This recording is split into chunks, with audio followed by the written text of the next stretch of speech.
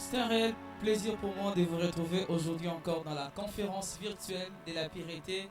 Nous sommes dans notre sixième jour. Après 5 jours d'enseignement profond, après 5 jours des orateurs puissants, alors aujourd'hui nous sommes à la clôture. Comme la Bible le dit, mieux vaut la fin d'une chose que son commencement. Alors, comme vous le savez, des fois je viens en casquette de prédicateur et d'autres fois en casquette de présentateur. Aujourd'hui, je suis venu en casquette de présentateur pour clôturer cette conférence virtuelle de la Pireté avec un orateur que vous allez bientôt découvrir. Il s'appelle le cordon Tishik Chimanga, un homme merveilleux. Lui va nous parler de la justification pour la sainteté, justifié pour une vie sainte. Alors, vous êtes devant vos postes téléviseurs, vous êtes devant vos téléphones sur YouTube, sur Facebook. Restez là connectés pour nous suivre jusqu'à la fin. Je m'en vais saluer l'orateur de ce jour. Bonjour, homme de Dieu. Bonjour berger. Très content de vous recevoir dans ce plateau. Ah, pas plus que moi. Je suis vraiment très heureux de vous avoir ici devant. Gloire à Dieu. Pendant 5 jours, nous avions été dans les enseignements très profonds. Le peuple de Dieu a été béni. Que pouvez-vous dire pour tous ces orateurs qui sont passés et aujourd'hui, pendant que nous sommes en train de clôturer ces moments? Gloire à Dieu. Je commence d'abord par bénir le Seigneur pour ces séminaires virtuels.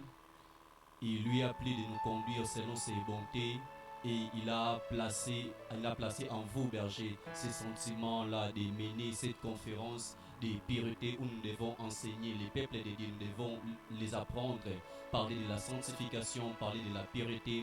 Et j'ai béni le Seigneur parce qu'il nous a réunis plusieurs orateurs à la fois, chacun de nous avec sa particularité, mais le Seigneur nous a vraiment conduits selon les bons. Gloire à Dieu, c'était l'homme de Dieu, Tishik Chimanga. Vous êtes là, ne quittez pas, restez jusqu'à la fin. Nous allons découvrir la parole, la nourriture, le blé que le Seigneur nous a apporté au travers de l'intervention de l'homme de Dieu. Homme de Dieu, vous avez la parole. Merci beaucoup. Comme je l'ai dit tantôt, je rends grâce à Dieu pour ces séminaires virtuels.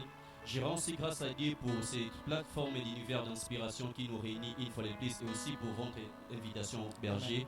Et j'ai dit shalom à tous les bien-aimés qui sont avec nous ainsi que tout le monde qui vont nous suivre par réseaux sociaux. Je vous dis shalom. Alors, tout au début, depuis le début de ces séminaires, vous le savez, nous parlons de la sanctification, nous parlons de la pureté. Et le Seigneur nous a conduits jusqu'ici et on est arrivé à la fin. Mais avant d'entrer dans les vifs de mon sujet, j'aimerais quand même poser une base qui sera vraiment très importante, qui va me permettre de continuer par la suite. Alors, nous avons vu depuis le début de cette conférence, on nous a parlé largement de la sanctification, on nous a parlé de la pureté. Alors, je ne vais pas aller à contre-courant. Je vais rester vraiment sur les thèmes, nous parler toujours de la sanctification, mais dans une autre manière. Puisque mon sous-thème, comme les bergers l'a déjà présenté, c'est justifier pour une vie sainte. Amen. Justifier pour une vie sainte. Déjà, de prime abord, vous devez comprendre, quand nous disons justifier pour une vie sainte, nous présentons la sanctification comme étant le point final. La sanctification comme étant les buts. La sanctification, c'est comme étant l'objectif à atteindre. Mais juste que cette sanctification dont nous parlons passe par le moyen de la justification. Donc, vous comprenez avec moi ici, on ne peut donc pas dissocier la sanctification à la justification. C'est comme si les deux étaient des faces mais d'une même pièce. Une personne qui vit la sanctification doit impérativement passer par la justification. Amen. Et une personne justifiée doit vivre la sanctification. Alors, puisque la Bible dit que soyez saints comme votre Père Céleste l'est, la sanctification est quelque chose c'est quelque chose comme les bergers Claire-Lee l'a dit hier, de même que la nature adamique nous poussait au péché, la nature divine de Dieu nous pousse maintenant à la sanctification. Du coup, cette sanctification, comme ça passe par les moyens de la justification, la compréhension de cette doctrine de justification devient pour nous quelque chose de très important. Saisir et comprendre cette doctrine fera de nous, enfants de Dieu, va enfoncer davantage notre perception de Dieu et cela va nous aider à vivre dans la vie de la sanctification. Voilà pourquoi aujourd'hui, je vais beaucoup m'articuler. Donc, je vais mettre l'emphase sur cette doctrine de la justification. Alors, sans plus tarder, j'aimerais vous inviter à ouvrir nos Bibles. Je suis dans le livre des Romains. Je suis dans le 3e chapitre du livre des Romains. Je vais lire Romains chapitre 3, partant du verset... Romains chapitre 3, à partir du verset 20 jusqu'au verset 26. Romains chapitre 3, à partir du verset 20, je lis au nom de Jésus. La Bible dit, « Car nul ne sera justifié devant lui par les œuvres de la loi, puisque c'est par la loi que vient la connaissance du péché. Mais maintenant, sans la loi est manifestée la justice de Dieu, à laquelle rendent témoignage la loi et les prophètes. Justice de Dieu par la foi en Jésus-Christ. Pour tous ceux qui croient, il n'y a point de distinction. Car tous ont péché et sont privés de la gloire de Dieu. Ils sont gratuitement justifiés par sa grâce, par les moyens de la rédemption qui est en Jésus-Christ. C'est lui que Dieu a destiné par son sang à être pour ceux qui croient une victime propitiatoire afin de montrer sa justice, parce qu'il avait laissé impunis les péchés commis auparavant au temps de sa patience, afin, dis-je, de montrer sa grâce dans le temps, afin de montrer sa grâce dans le temps présent, de manière à justifier, de manière à être juste, tout en justifiant celui qui croit en Jésus-Christ. C'est cela mon introduction de ce matin. Justifié pour une vie sainte. La première des choses, si nous parlons de la justification, c'est que nous devons comprendre le mot justifié en soi est un mot, étymologiquement parlant bien sûr, est un mot composé. Justifié est formé de deux mots. D'une part, nous avons le mot justice, qui veut dire juste. Et de l'autre côté, nous avons le mot facere, qui veut dire faire. Donc, de manière étymologique, si nous parlons de la justification peut se définir comme étant ces processus par lesquels on parvient à identifier ou à qualifier un individu comme étant juste. La justification est ces processus par lesquels on parvient à déclarer une personne juste. Et alors, si vous avez bien suivi cette définition, vous allez vous accorder certainement avec moi. Lorsque nous parlons de la justification, il s'agit bel et bien ici, on est dans un cadre juridique, on est dans un domaine judiciaire, où l'homme se présente devant un juge, l'homme est dans un tribunal et devant lui, face à lui, il y a un juge. Mais le juge qui est devant l'homme doit avoir des caractères. Le juge qui est devant l'homme doit répondre aux certains critères pour lui qualifier de juste, pour lui qualifier de juge. Entre autres, il doit connaître la loi. Entre autres, il doit aussi les pratiquer. Il ne suffit pas de connaître la loi, d'étudier, de faire les droits et tout, avoir les diplômes, mais tu dois aussi les pratiquer pour être juge.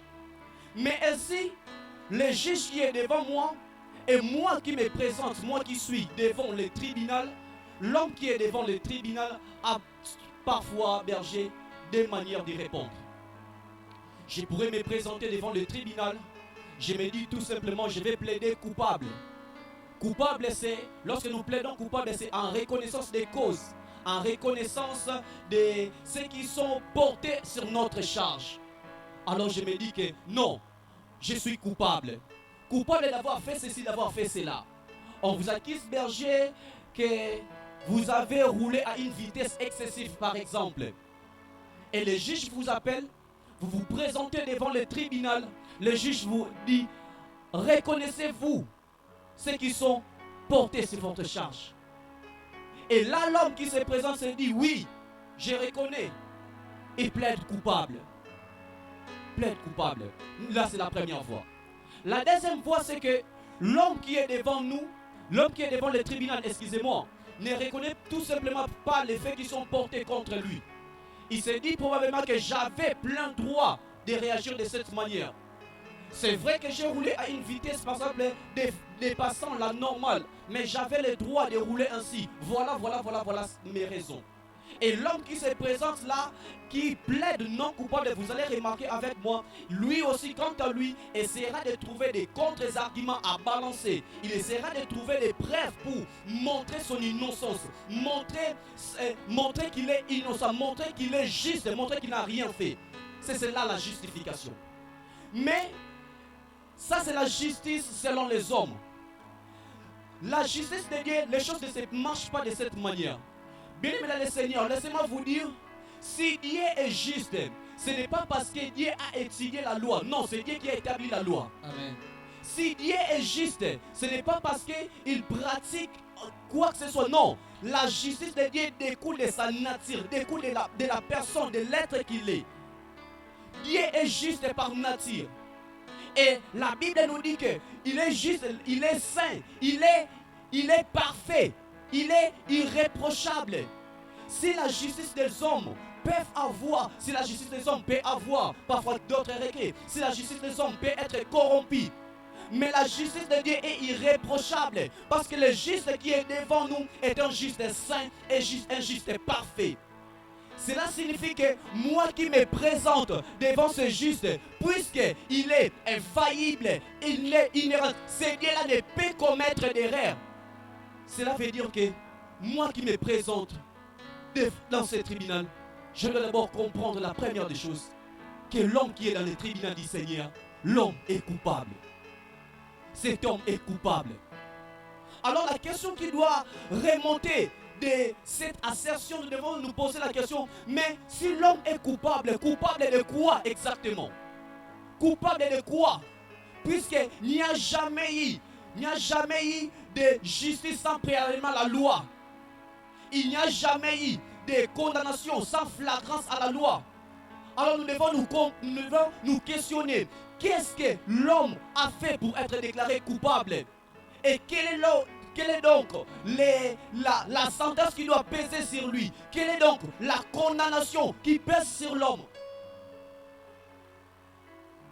C'est cela, bien-aimé. Alors mes frères et sœurs, pour entrer vraiment en profondeur, mes bien-aimés, nous devons comprendre une chose.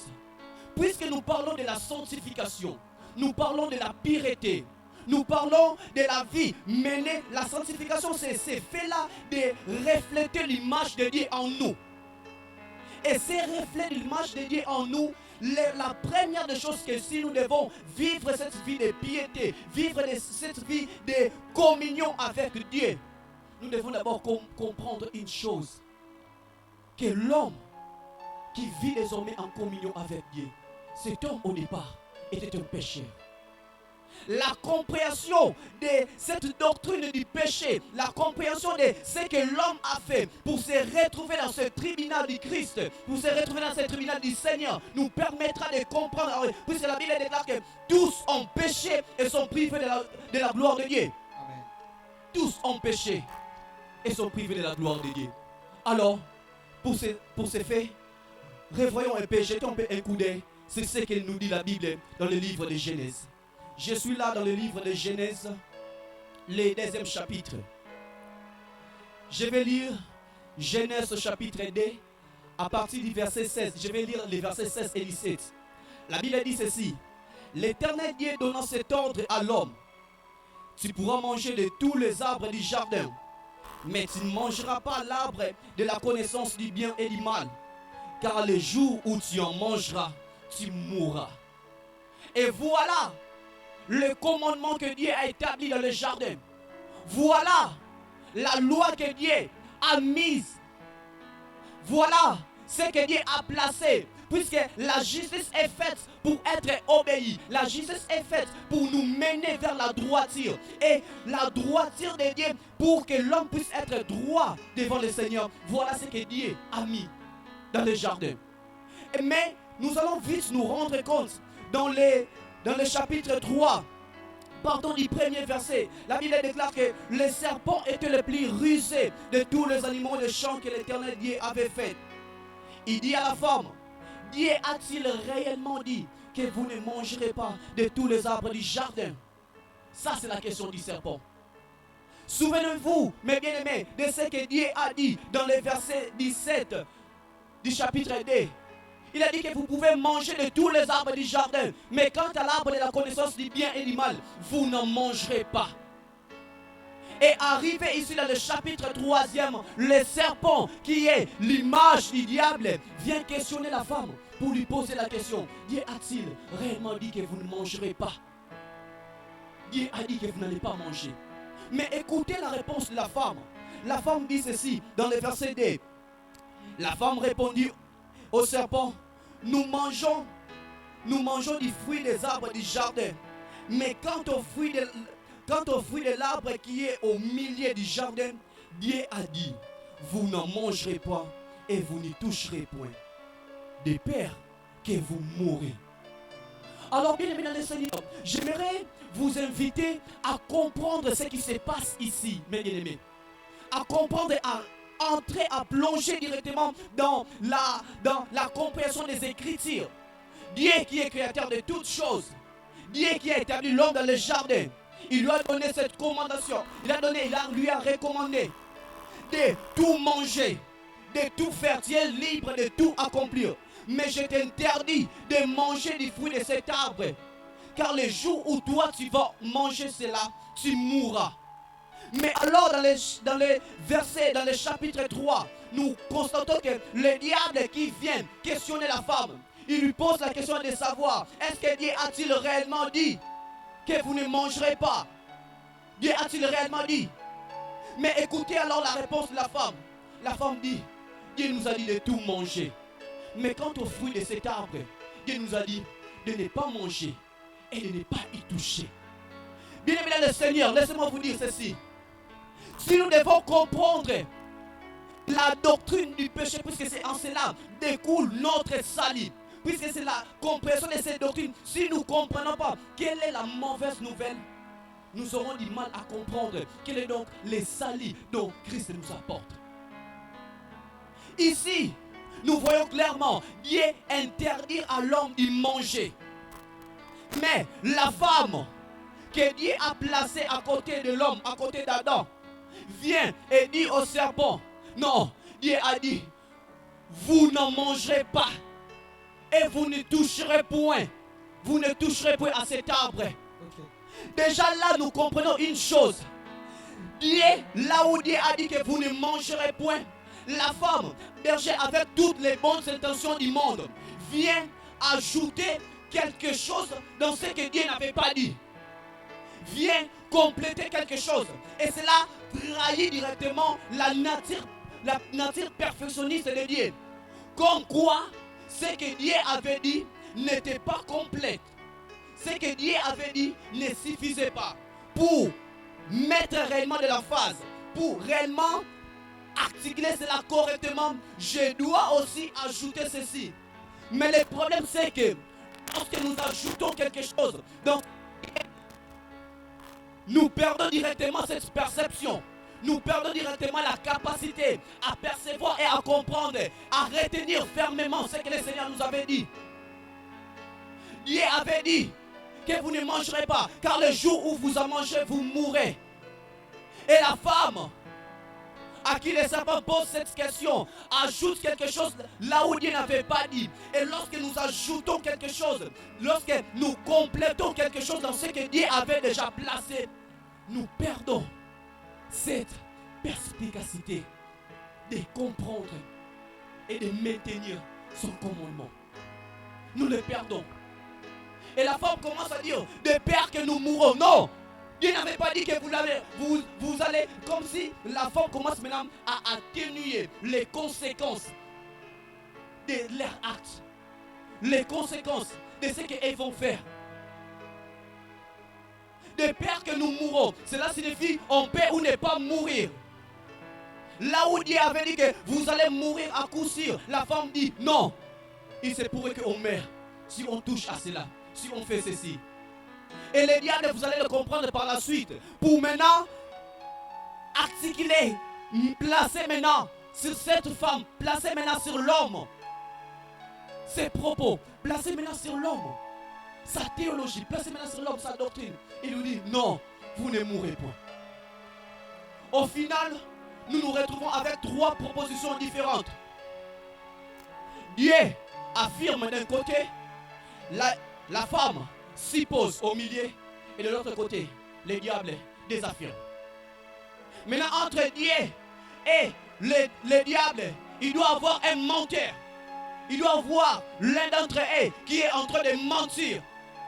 Et maintenant, pour enchérir sa théologie, pour enchérir sa doctrine, le diable va maintenant proposer à la femme, va maintenant monter encore par rapport à la perception, va maintenant monter par rapport à ce qu'il disait. Non, il dit, mais Dieu sait ceci, que si vous mangez ceci, si vous touchez à cela, vos yeux vont s'ouvrir. Vous serez semblable à lui. C'est que cet homme sur qui vous avez placé votre confiance depuis tout ce temps n'est qu'un menteur. Cet homme sur qui vous avez crié et que vous obéissez est un menteur. Et en écoutant ce que le diable disait, la femme changea directement sa perception. Changea directement sa perception de ce que Dieu avait dit.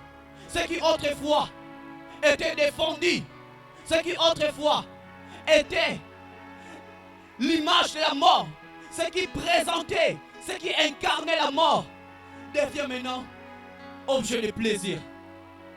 Si c'est réellement, si c'est désormais le désir, si c'est le désir.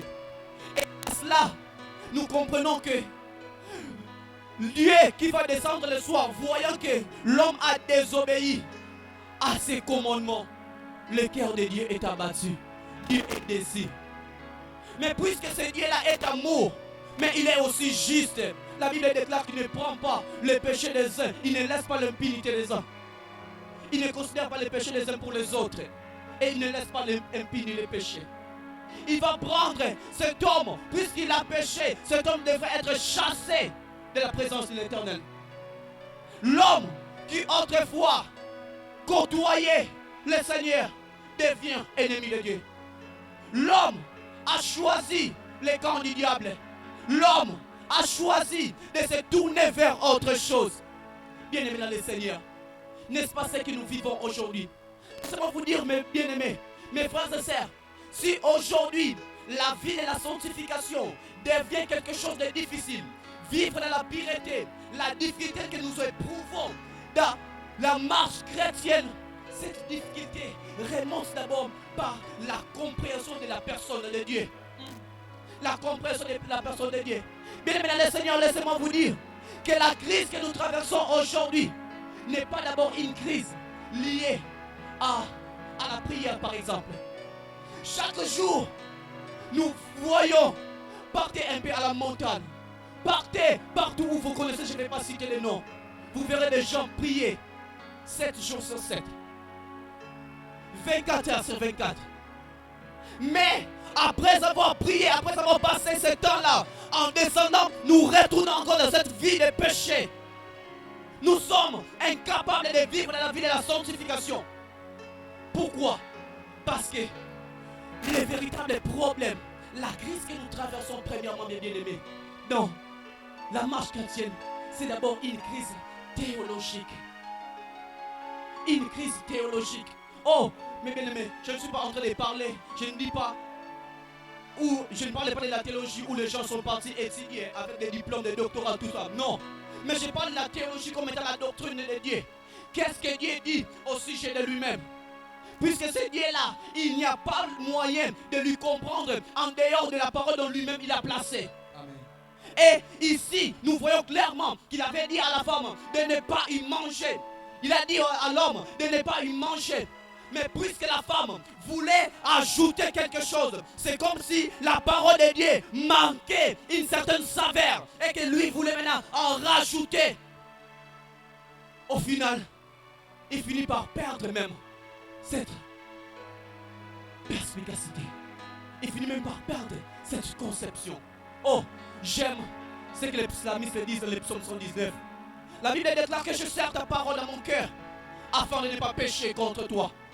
Oui, bien-aimé, je sers ta parole dans mon cœur afin de ne pas pécher contre toi. Plus tard, le psalmiste dira que car ta parole est une lampe à mes pieds et la lumière sur mon sentier. Amen. Bien-aimé, si tu continues à pécher, si tu continues et que ta marche de la vie chrétienne continue toujours à boiter parce que tu manques la parole de Dieu, parce que tu ne connais pas qu'est-ce que Dieu avait dit, qu'est-ce que Dieu t'a dit, mon frère, ma soeur. La question que j'aimerais te poser, qu'est-ce que Dieu t'a dit? Qu'est-ce que Dieu a dit au sujet de lui-même?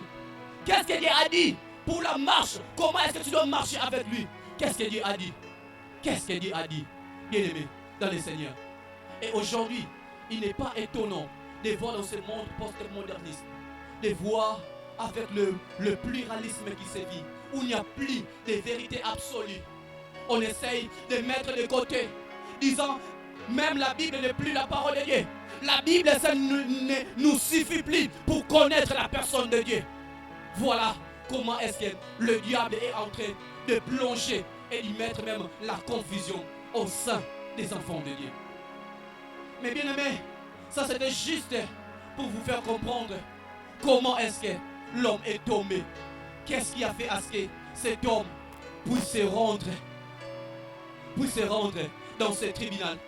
Mais puisque Dieu avait dit que le jour où tu en mangeras, tu mourras, vous comprenez immédiatement avec moi que la sentence qui devait suivre, c'est la mort. La sentence qui devait suivre, c'est la mort. L'homme devient un cadavre spirituel, perdant toute capacité spirituelle, perdant toute communication avec Dieu. L'homme devient éloigné du Seigneur. L'homme devient éloigné. Et cet homme qui est devenu ennemi de Dieu, cet homme qui est devenu ennemi de Dieu doit payer les prix de son acte. Il doit payer ces prix-là. Il doit payer les prix. Et c'est alors que nous parlons de la justification. Mais puisque l'homme, nous avions dit dans le tribunal du Christ, dans le tribunal du Seigneur, nous sommes d'abord coupables. Mais puisque cet homme se présente comme un coupable, cet homme est condamnable. Les prix de sa condamnation doivent être payés. Les prix de sa condamnation doivent être payés. Alors, qui de mieux que pour nous enseigner cette doctrine de justification, si ce n'est Christ lui-même? J'ai lisé un livre tout à l'heure, berger, qui parlait de l'adoration. Ça parlait de l'adoration. Un auteur merveilleux qui nous a quittés malheureusement, Papa Alain Moloto, que nous connaissons tous, a dit quelque chose à propos de Jésus. Il dit, il était le messager qui est venu annoncer le message dont il est. Amen. Alors qui de mieux pour nous enseigner la justification si ce n'est que Christ? Je vais résumer mon message ici dans le livre de Luc. Je sais que c'est un long texte, mais je vais les résumer dans quelques. Je suis dans le livre de Luc, le chapitre 11e. L'histoire que nous connaissons bien entendu tous. Cette histoire qui parle des fils prodigues dans le jargon ecclésiastique dont nous l'appelons l'histoire des fils prodigues. Mais écoutez ce que la Bible nous dit. Il dit encore, un homme avait des fils. Le plus jeune dit à son père, mon père, donne-moi ma part des biens qui me doit revenir. Et le père leur partagea son bien. Peu de jours après, le plus jeune fils, ayant tout ramassé, partit dans un pays éloigné, où il dissipa son bien en vivant dans la débauche. Lorsqu'il eut tout dépensé, une grande famine survint dans ces pays-là, et il commença à se trouver dans les besoins. Il alla se mettre au service d'un des habitants du pays, qu'il envoya dans ses champs pour garder les porceaux. Il aurait bien voulu se rassasier des carreaux qu'il mangeait des porceaux, mais personne ne lui en donnait.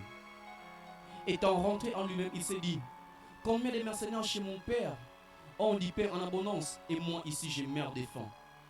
Je me lèverai et j'irai vers mon père, et je lui dirai, mon père, j'ai péché contre Dieu et j'ai péché contre les cieux et contre toi. Je te supplie d'être appelé ton fils. Traite-moi comme l'un de tes mercenaires. Il s'éleva et alla vers son père. Comme il était encore loin, son père les vit et fit émis de compassion. Il courut et se jeta à son cou et les baisa. Le fils lui dit, mon père, j'ai péché contre les cieux et contre toi. Je ne suis plus digne d'être appelé ton fils. Mais le père dit à ses serviteurs, apportez vite la plus belle robe et revêtez-lui. Mettez-lui un anneau au doigt et les souliers aux pieds. Amenez-les vos gras, tuez-les et mangeons, réjouissons-nous, car mon fils que voici était mort et revenu à la vie. Il était perdu et il est retrouvé. Bien-aimés dans le Seigneur, la justification, comme je l'entends parler, je voulais bien nous parler de la justification, résumer la justification via ce passage des Écritures que nous venons de lire dans le livre de Luc. Comprenez bel et bien, ici, il est donc question du Seigneur Jésus-Christ qui se retrouve quelque part. La Bible déclare qu'il était entouré par des gens de mauvaise vie, entouré par des publicains, entouré par des gens de mauvaise vie qui étaient en train de l'écouter. Et les pharisiens, voyant cela, sont venus lui reprocher son acte de s'entourer par des gens de mauvaise vie. Alors, Jésus, pour le faire comprendre quelle est donc sa mission, va procéder à une série de paraboles. Il va faire 3 exercices de paraboles successifs. Il commence par leur dire premièrement, n'est-ce pas que l'un de vous, si vous êtes berger et que vous avez 100 brebis, vous perdez une seule brebis. N'est-ce pas que vous êtes capable de mettre de côté, de mettre en sécurité 99 brebis pour aller chercher la seule brebis qui est égarée? Le Christ poursuit encore en disant, voyez-vous, n'est-ce pas qu'une femme qui a perdu, comprenez berger, de cette manière, vous avez peut-être $100, non, on est des Congolais, vous avez 100 000 francs. Et ces 100 000 francs là, il y a 10 billets de 10 000 francs dans votre porte-monnaie. Au bout d'un moment, vous réalisez qu'il n'y a que 9 billets. Il y a un billet qui manque.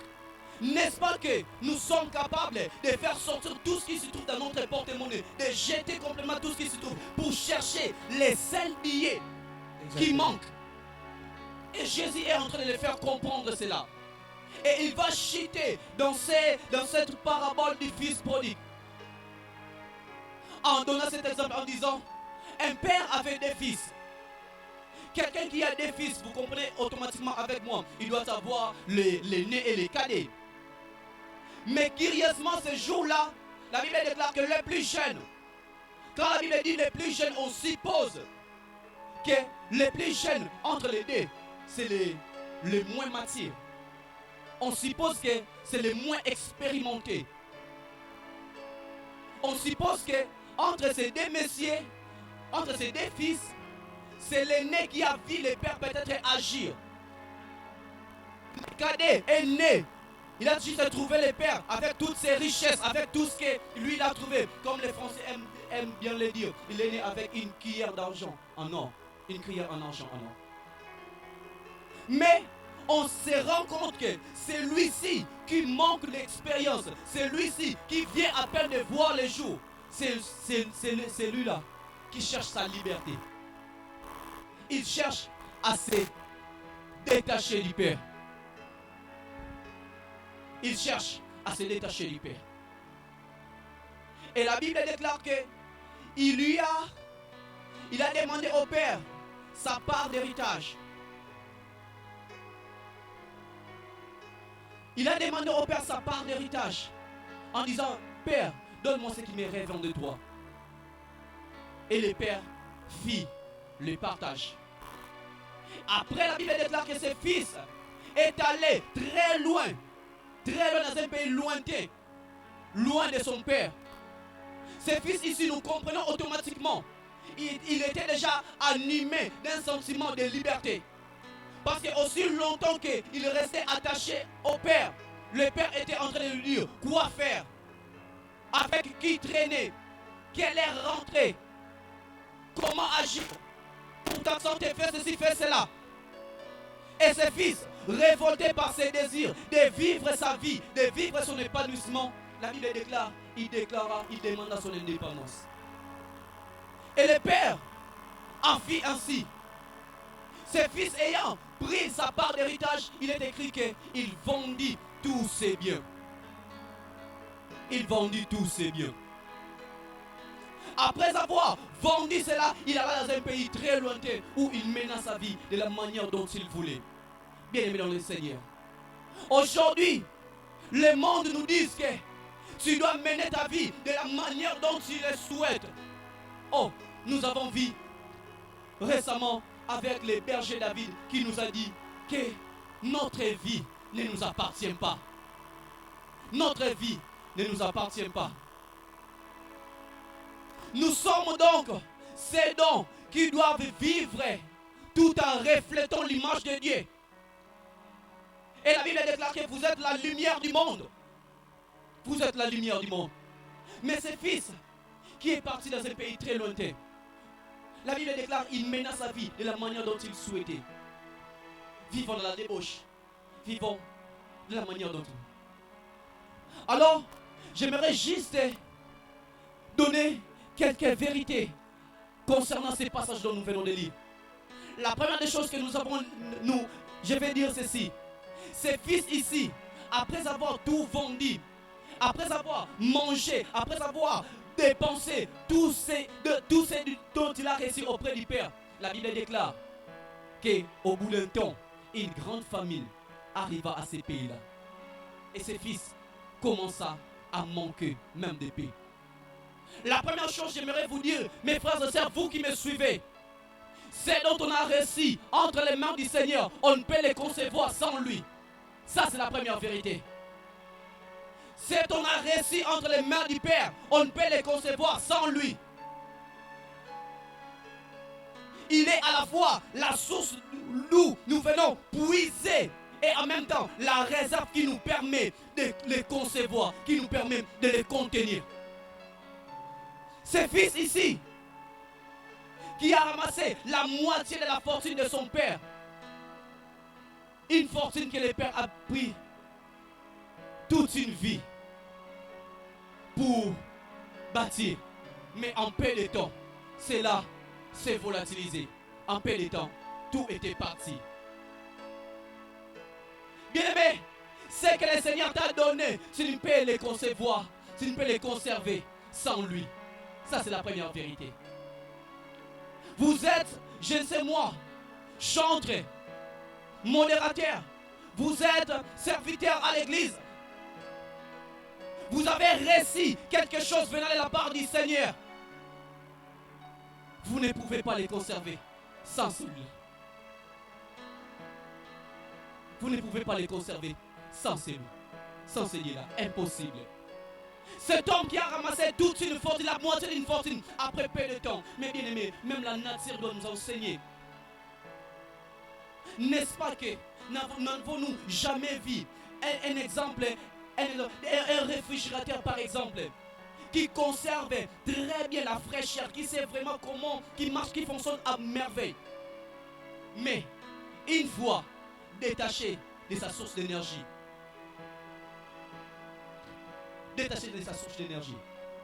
ça pourra résister pendant un temps. Mais plus le temps passe, plus cette fraîcheur commence à s'abaisser, commence à se réduire. Et c'est ainsi de la marche avec Dieu. Et ce fils, pendant qu'il a perdu tous ses biens, pendant qu'il a perdu tout ce qu'il avait, la Bible déclare, il se retrouva dans les besoins. Il se retrouva dans les besoins. Commençait à manquer même les nécessaires.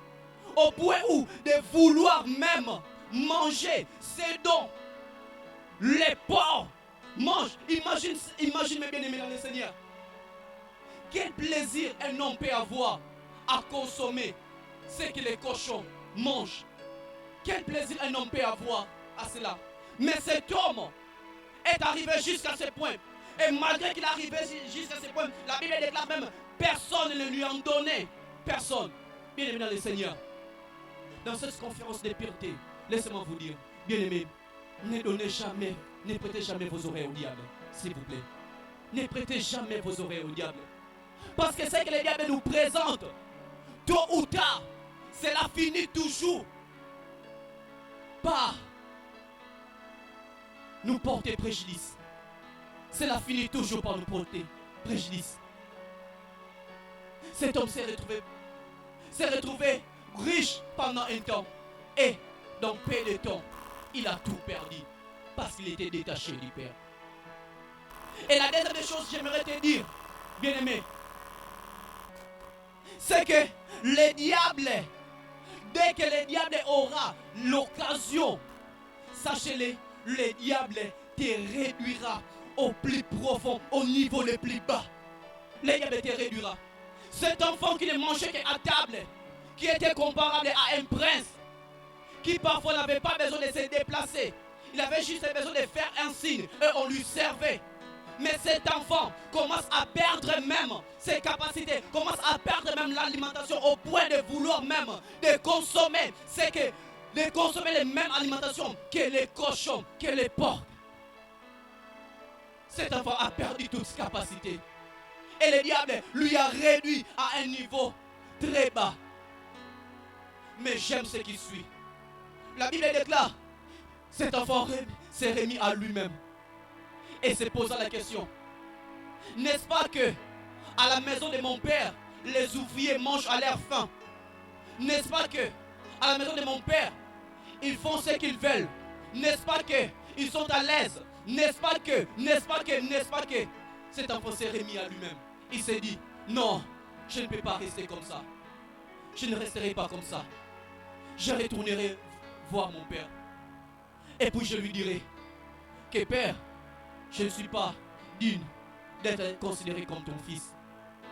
Je n'en suis pas digne. Traite-moi ne serait-ce que comme un de tes ouvriers. Alors que ses fils étaient encore en route, alors que ses fils rentraient, alors que ses fils étaient encore éloignés, la Bible déclare, son père le vit et fit émis de compassion pour son fils. Il a couru se jetant. Il a couru se jetant dans les bras de ses fils. Bien aimé dans le Seigneur, voici la troisième vérité que j'aimerais vous dire ce matin. C'est que malgré nos erreurs, malgré ce qu'on a commis, malgré nos fautes, malgré notre condamnation, mais au moment où on se décide, au moment où on tourne notre regard vers le Père et on décide de retourner et de revenir à la maison, les bras de l'Éternel sont toujours ouverts, prêts à nous accueillir. Ils sont toujours prêts à nous accueillir. Imaginez mes frères et sœurs, cet homme ici, cet enfant, n'avait pas besoin d'arriver jusqu'à là où le Père était, mais c'est le Père qui est venu vers lui. Le Père ne pouvait que percevoir à peine une silhouette semblable à celle de son fils. Et le Père a couru, les prenant dans ses bras. Bien-aimés dans le Seigneur, les bras de l'Éternel sont toujours ouverts pour nous accueillir. Le but de cette conférence, c'est quoi? Ce n'est pas de vous condamner, mais bien-aimés dans le Seigneur. Le but de cette conférence n'est pas de vous dire que vous êtes pécheurs, vous êtes coupables, vous méritez la sentence qui pèse sur vous. Non. Le but de cette conférence est aussi de vous dire que, quel que soit le nombre de fois où vous êtes tombés, la Bible déclare que la loi a été donnée afin que l'offense puisse abonder. Mais là où le péché abonde, yes, la grâce de Dieu a surabondé. Amen, amen. Bien-aimés dans le Seigneur, je ne sais moi, qu'est-ce que vous avez fait? Dans quoi est-ce que vous êtes exactement tombé? Où est-ce que vous avez fauché? Où est-ce que vous avez fauché? Mais ce matin, laissez-moi vous dire, si vous tournez votre regard à l'Éternel et que vous décidez de revenir vers lui, les bras de l'Éternel sont ouverts, prêts à vous accueillir. Amen. Prêts à vous accueillir. Prêts à vous accueillir. La Bible déclare Alors que ses fils commençaient son discours. Que Père, je sais que j'ai péché. Que Père, je sais que j'ai commis beaucoup d'erreurs. Mais ne me considère pas ainsi. Et que ses fils n'avaient pas encore fini. Le Père lui arracha la parole. Il regarde vers ses serviteurs et lui dit, non, allez, vite, amenez une nouvelle robe. Il dit, amenez la plus belle robe, signe de la sanctification. La plus belle robe que le Père nous donne, non pas parce que nous avons mérité, non pas parce que nous avons eu à commettre quoi que ce soit, non. La sanctification est une grâce, premièrement. La sanctification est d'abord une grâce. Mais laisse-moi te dire, il ne suffit pas d'être discipliné. Oui, il ne suffit pas. Tes disciplines ne suffisent pas. Combien de fois vous vous êtes rendu compte en voulant résister face au mal et que vous êtes tombé? Combien de fois est-ce que vous vous êtes rendu compte que je n'ai pas voulu faire cela, mais malgré moi, je suis quand même tombé? Mais ce matin, j'aimerais vous dire, ne comptez plus sur vous-même. La grâce de Dieu surabonde là où les péchés ont pris le dessus. La grâce de Dieu surabonde là où il n'y a plus raison. Il n'y a plus raison d'y croire. La grâce de Dieu surabonde. Et au moment où on revient vers lui, il revêt une nouvelle robe. La plus belle robe, signe de la sanctification. Il dit à ses serviteurs, placez-lui un anneau au doigt, signe d'une réconciliation, d'une nouvelle alliance. Placez-lui les souliers dans ses pieds, oh, signe de zèle pour l'évangile. Oui, car un homme qui a reçu le Seigneur Jésus-Christ, un homme qui vit dans la crainte de Dieu, qui vit dans la sainteté, cette nouvelle dont on ne peut les garder pour nous-mêmes. Cela nous pousse à aller vers les autres, à les ramener à la maison vers le Père. Car la Bible déclare, il y a plus de joie pour un seul pécheur qui se répand que pour 99 justes qui n'ont pas besoin de la repentance. Il y a plus de joie. Rêvez-lui, donnez-lui des chaussures, signes pour l'évangile.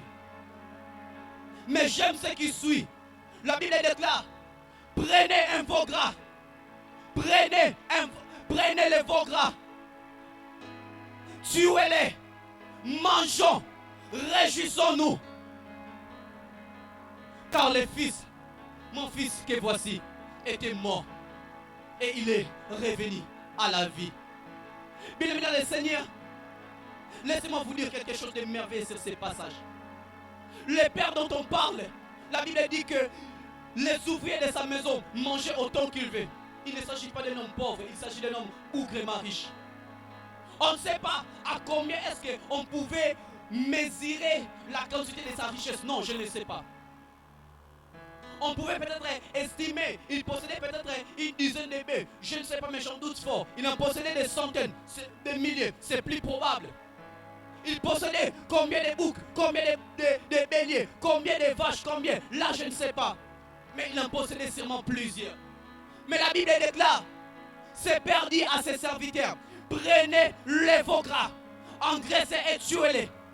Mais toutes les richesses que pouvaient posséder ses pères, aussi riches que pouvaient être ses pères, quand il s'agit de parler du veau gras, les pères ne possédaient pas 5 veaux gras. Quand il s'agit de parler du veau gras, les pères n'en possédaient même pas deux. Les pères n'avaient qu'un seul et unique veau gras. Et c'est ce veau gras-là, lorsque le fils prodigue, le fils qui a dissipé toutes ses richesses, la moitié de ses richesses, revient vers lui. C'est ce veau gras que le père va décider de tuer. Posons-nous la question, mes bien-aimés dans le Seigneur. Est-ce que ce fils qui a dissipé ses biens ne méritait-il pas, ne serait-ce que quelques coups de fouet? Ne méritait-il pas d'être chassé à la présence de ses pères? Mais, à son retour, le père l'accueillit. Et au lieu de cela, il tua le veau gras.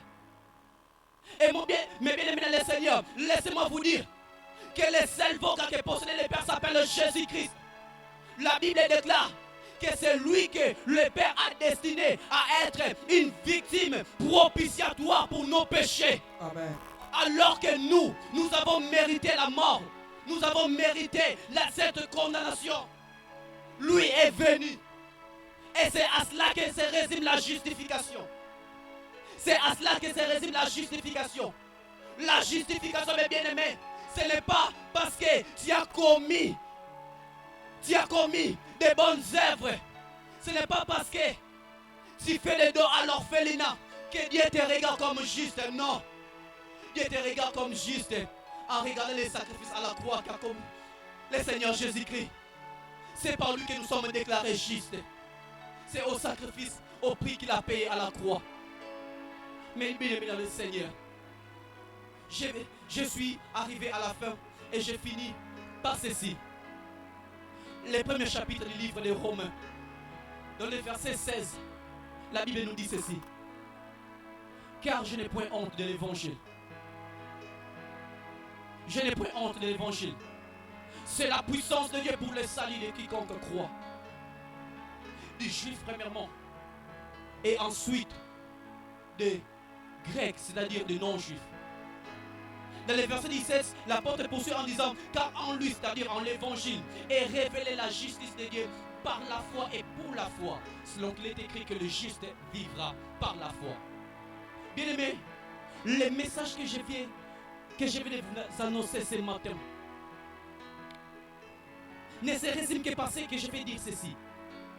Vous vous dites certainement, oh frère, vous ne savez pas qu'est-ce que moi j'ai commis dans le passé. Oui, je ne sais pas. Qu'est-ce qui vous empêche de croire à cela? Est-ce que vous êtes rempli de culpabilité? Votre passé vous guette-t-il? Est-ce que ce n'est pas parce que le monde vous a collé une réputation d'un impudique par exemple, une réputation d'un meurtrier, parce que par l'excès de votre colère vous avez peut-être commis un meurtre par accident?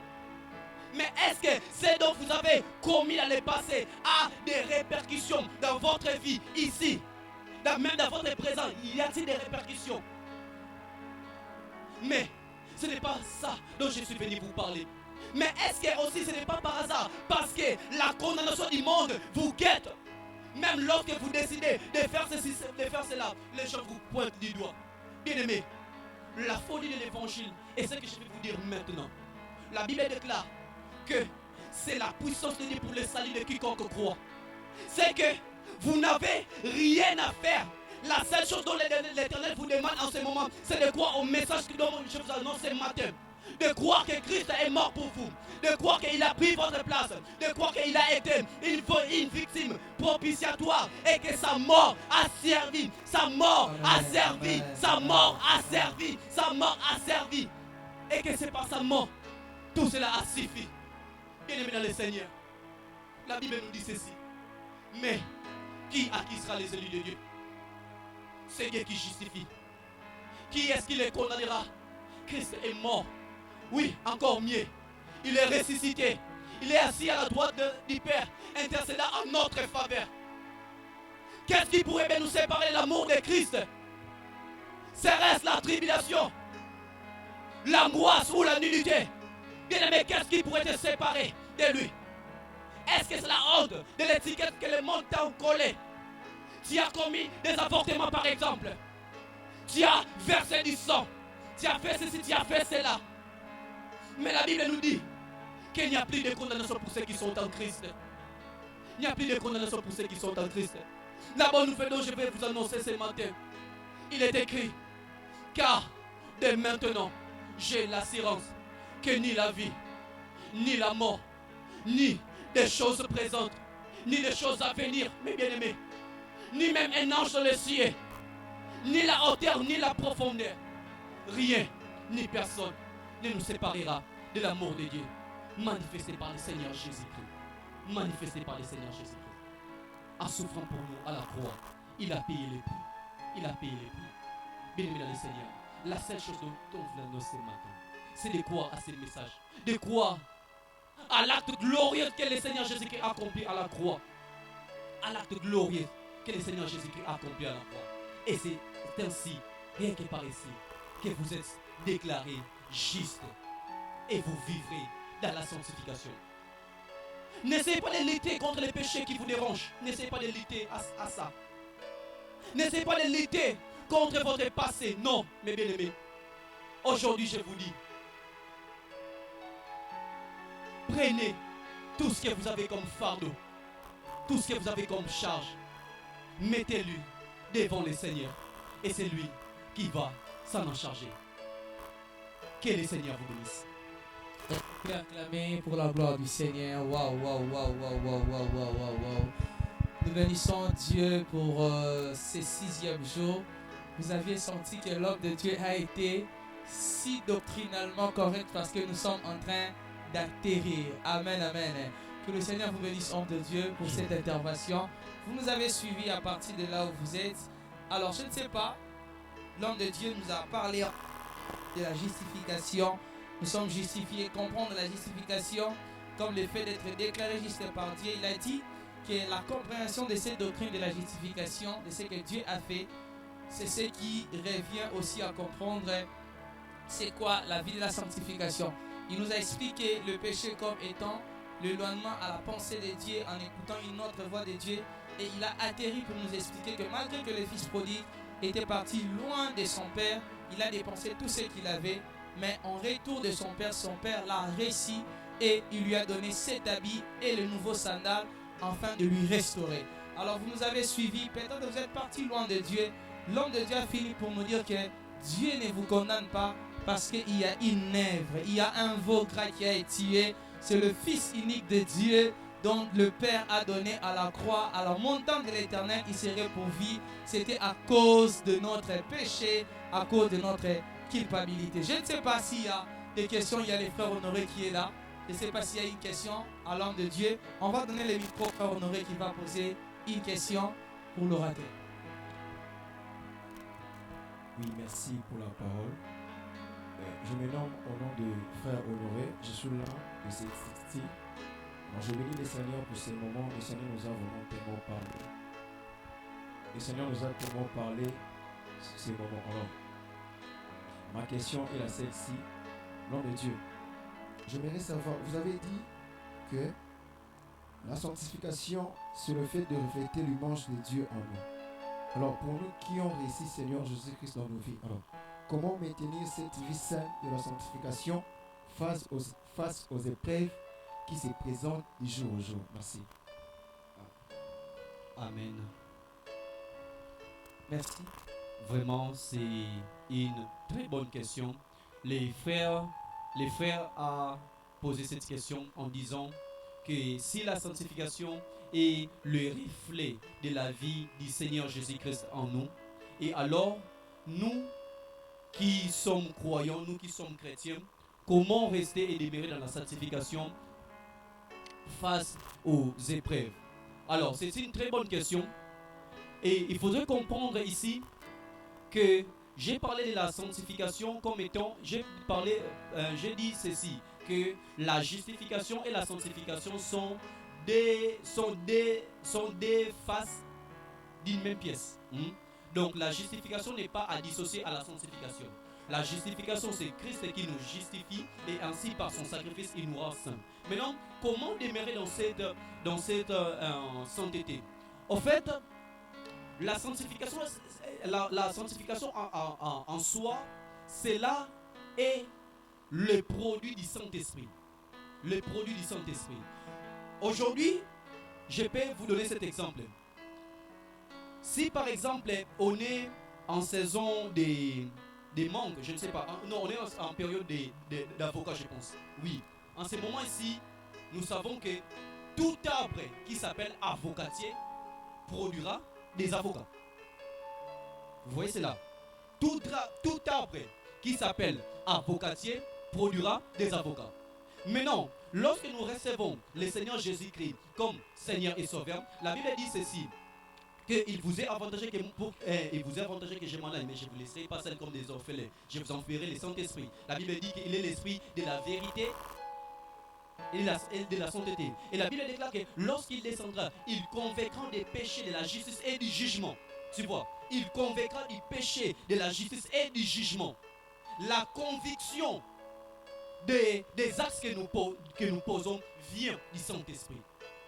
Maintenant, pour maintenir cela, ce n'est que, bon, la discipline, je crois, les cordons chanceurs, si je ne me trompe pas, à parler de la discipline. La discipline est très importante, vous savez, c'est vraiment très important, oui. Mais je ne vais pas parler de cela comme étant, c'est la discipline premièrement qui nous permet à cela. Non, la communion avec l'Esprit, c'est ce qui nous permet maintenant à maintenir cette équilibre.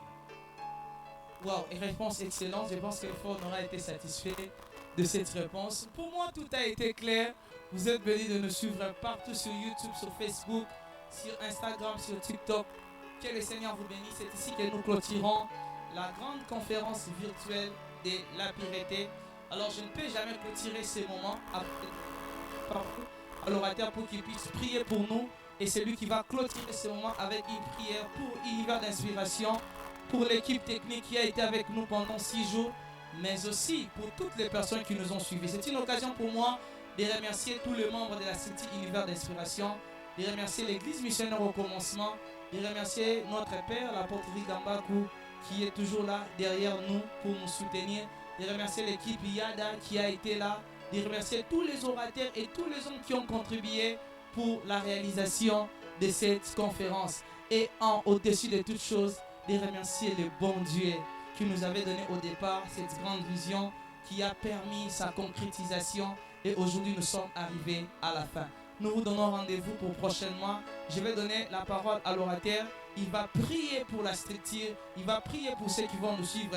Et il va clôturer cette conférence. Que celui qui se sanctifie de nouveau. Que le Seigneur vous bénisse. Homme de Dieu, vous avez la parole pour la prière. Gloire au Seigneur. Avant de prier, en tant que membre effectif de l'Univers d'Inspiration, j'ai tenu d'abord à remercier tout le monde qui nous ont accompagnés tout au long de cet événement, que ce soit notre équipe technique, nos bien-aimés qui étaient ici autour de nous, les orateurs qui nous ont fortement bénis, ainsi que vous, mon frère bien-aimé Patrick, qui nous accompagne toujours encore et encore. Je vous dis un grand merci. Et comme c'est notre premier rendez-vous de l'année, voulais-je dire. Alors, je tenais à vous souhaiter, vous, des bonnes années, puisque nous ne l'avons pas fait. Mieux vaut tard que jamais, dit-on. Alors, je tenais à vous souhaiter des très bonnes années et meilleures vies à vous. J'ai prié que la main du Seigneur soit dans votre vie, que la main du Seigneur soit dans votre santé, dans votre travail, dans votre famille, dans tout ce que vous allez entreprendre, que le Seigneur vous accompagne. Si vous étiez avec nous tout au long de ces moments et que nous sommes arrivés à la fin, je vous prie de vous incliner juste votre tête et si possible de prendre vos deux mains, les joindre à la poitrine et c'est ainsi que je vais prier. Père Céleste, je te bénis et je te dis merci. Merci pour ton nom, merci pour ta bonté, merci pour ta fidélité. Seigneur, la Bible déclare que les cœurs de l'homme méditent ses voies, mais Éternel, c'est toi qui conduis nos pas. Éternel, il t'a plu de nous conduire autour de cette thématique, autour de cette structure de l'univers d'inspiration, parlant de cette thématique, enseignant et en prenant sur la sanctification.